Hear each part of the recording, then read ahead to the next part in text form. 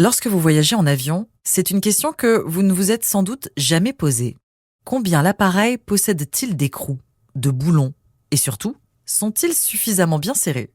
En d'autres termes, comment être sûr que chaque élément d'un avion ou d'une voiture est correctement monté?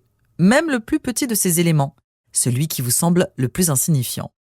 Pour votre information, sachez qu'un avion possède plus de 300 000 écrous serrés et chaque écrou est contrôlé plusieurs fois. Cette tâche, ce qu'on appelle le contrôle qualité, est indispensable pour des raisons de sécurité évidentes. C'est aussi fastidieux et onéreux.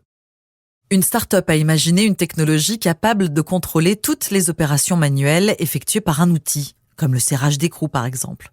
Elle a reçu tout récemment le 2e prix au prix Startup EDF Pulse. Cette start-up s'appelle InBolt.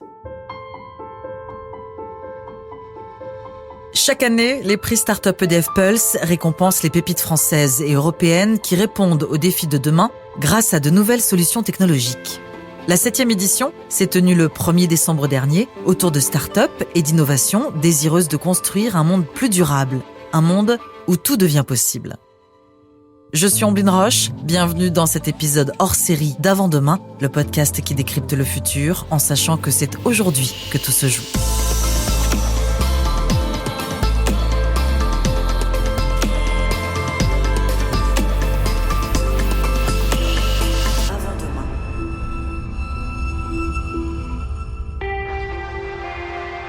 InBolt a été créé par 3 étudiants d'un master en entrepreneuriat mis en place conjointement par l'École Polytechnique et HEC. Et leur projet est né après un stage dans un atelier de maintenance de bus. Ils se sont rendus compte qu'il existait une problématique au niveau des opérations manuelles et surtout au niveau des processus de serrage effectués par des opérateurs. Des serrages d'écrous sur une route d'autocar par exemple, qui doivent être faits avec un certain effort et dans un ordre précis. Si l'ordre n'est pas respecté, si l'effort sur le serrage n'est pas suffisant, le contrôle qualité ne sera pas validé.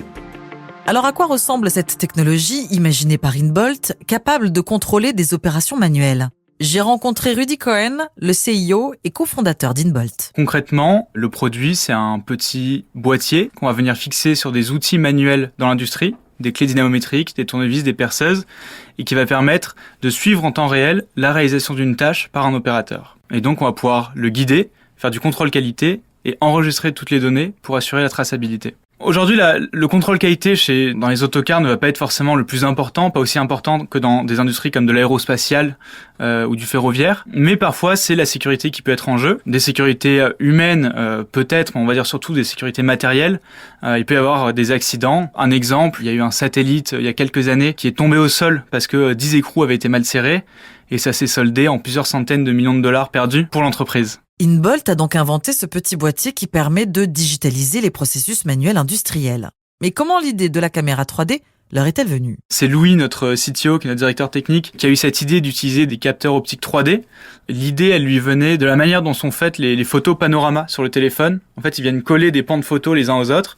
Et en fait, nous, on s'est dit, avec une caméra 3D, on peut faire la même opération, mais en comparant ce que nos caméras 3D voient avec ce que les modèles de conception des pièces représentent. On a développé un premier prototype. On va dire qu'on a été très rapide parce qu'on s'est directement confronté au marché. On a directement parlé à des industriels et c'est eux qui ont affiné un peu notre solution. C'est grâce à eux qu'on a construit ce module. Et du coup, on a directement signé des premiers clients dans l'aérospatial et l'automobile, des grandes entreprises françaises qui nous ont accompagnés pendant tout ce cheminement. On l'a dit, ce module créé par InBolt avec sa petite caméra 3D va donc venir se fixer sur n'importe quel outil manuel. Et ce module va être capable de guider l'opérateur en temps réel et vérifier le bon déroulement de ses opérations manuelles. Ce qu'on propose, c'est vraiment 3 choses. C'est dans un premier temps le guidage de l'opérateur. Sur le module, il y a un système de LED. Tant que la LED est verte, tout va bien. Si la LED est rouge, peut-être qu'il est en train de serrer le mauvais écrou et donc du coup, il peut se reprendre. Ensuite, on permet à l'opérateur de faire lui-même le contrôle qualité de ses propres actions, c'est-à-dire qu'on l'améliore, on lui donne plus de responsabilités. C'est-à-dire qu'une fois qu'il a effectué ses 10 serrages par exemple, il est sûr que les 10 serrages ont été parfaitement effectués. Et enfin, on enregistre toutes les données dans notre logiciel sur la tablette de l'opérateur afin d'assurer la traçabilité.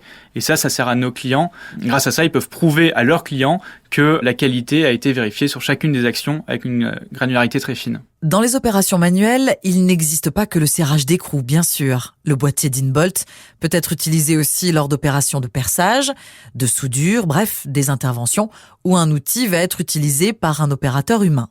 Car il faut bien se rendre compte que dans les chaînes de production industrielle, tout n'est pas robotisable. Nous, au contraire, en fait, on va venir armer les humains face à de l'innovation de bras robotisés, par exemple. C'est-à-dire qu'aujourd'hui, ça va coûter moins cher à un industriel d'améliorer l'opérateur que de le remplacer par un bras robotisé. Et cet opérateur, on lui donne une arme aussi contre le contrôleur qualité. C'est-à-dire qu'il pourra être fier de son travail, il saura que tout a été effectué parfaitement, et le lendemain, il n'aura pas à revenir avec la boule au ventre en se disant mon contrôle qualité n'est pas passé. Si on a retrouvé ce chiffre, en fait, c'est en 2018, il y a plus de 158 milliards de dollars qui ont été perdus à cause des erreurs humaines sur ligne de production. Et là, on parle seulement de milliards de dollars perdus à cause des erreurs, mais à ça, il faut sommer aussi le coût de tous les contrôles qualité qui sont de plus en plus excessifs. Dans l'automobile, avant, on allait contrôler une voiture toutes les 10 000 voitures, puis il y a quelques années, ça a été toutes les 1000, et maintenant, on demande des contrôles qualité qui sont de plus en plus précis et de plus en plus redondants. Et donc, en fait, le contrôle qualité humain devient beaucoup trop cher si on doit l'appliquer à chaque voiture, par exemple. InBolt a été créé en 2019 et le module est actuellement en cours de développement dans certaines usines du secteur de l'aérospatial et de l'automobile. La start-up espère ensuite répondre à d'autres cas d'usage au sein même de ces usines, que ce soit sur des bras robotisés ou des robots mobiles, tous les outils finalement qui nécessiteraient une technologie de micro-localisation. Rudy Cohen me confie qu'à l'origine, il pensait, à tort, ne pas pouvoir postuler au prix Startup EDF Pulse, leur module ne répondant pas à des problématiques énergétiques. InBolt a finalement tenté sa chance en 2020 et les 3 cofondateurs ont eu la surprise de décrocher le 2e prix. Ouais, on s'y attendait pas, c'est-à-dire on était là, on était quand même 12, il y avait quand même des très belles startups à mettre en avant, donc on s'est dit bon, on va voir ce qui se passe. Et c'est vrai qu'on a été nommé 2e, forcément, on était très contents. C'est un prix qui est conséquent. Il y a le côté financier qui est conséquent, mais il y a tout le côté communication et campagne de communication qui est hyper importante, et aussi le fait que on a un peu ce tampon EDF, ça nous aide, que ça soit au niveau de nos clients ou des investisseurs ou des personnes qu'on va recruter. Des fois, il y en a qui nous connaissent via ce prix. L'ambition d'InBolt est d'être l'objet le plus utilisé et apprécié par les opérateurs dans l'industrie, de continuer de se développer dans l'aérospatial, mais également de se diversifier dans d'autres secteurs comme le ferroviaire ou le naval. Si vous voulez en savoir plus, suivre l'évolution de ce projet, rendez-vous sur inbolt.fr ou sur edf.fr/prix EDF Pulse. Avec InBolt, ils sont 4 lauréats des prix Startup EDF Pulse 2020. Je vous donne rendez-vous dans un prochain épisode hors série d'Avant-demain pour continuer à vous les présenter. À très vite.